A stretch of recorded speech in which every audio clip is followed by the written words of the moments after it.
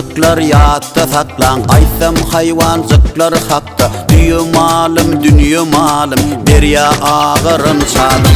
Hüvlim zığırım, hüvlim didim, bidire buyur akçı tüydün. Sarça koyunun yunu vardır, gündün geçip bolganlar. Adam yali duyan attır, adama vefalı gittir. Dağ derede uçan kuşlun en ulusu bürgüttür. Adam yali duyan attır, adama vefalı ettir. Dağ derede uçan kuşlun en ulusu bürgüttür.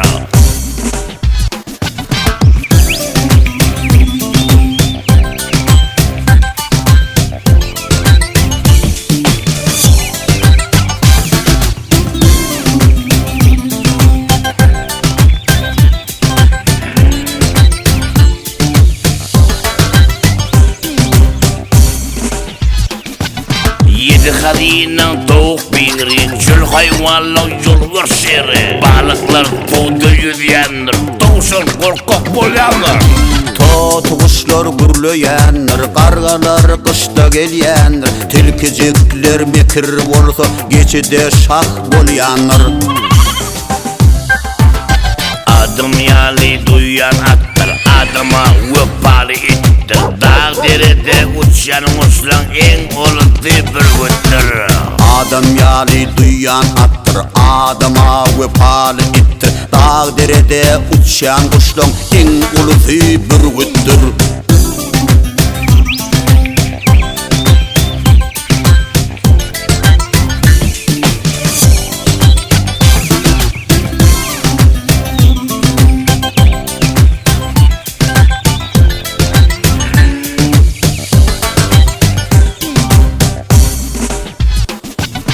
Denizde bolya çarla kuşlar, gökte uçya karlı vası.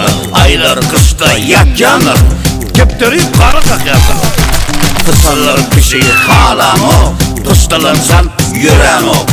Hayvancıkları talan önüne, Yoksa siz bilen oynam o. adam yali duyan attır, adama vefalı ettir. Dağ derede uçan kuşlun en ulusu bürgüttür. Adam yali duyan attır, adama vefalı ettir. Dağ derede uçan kuşlun en ulusu bürgüttür.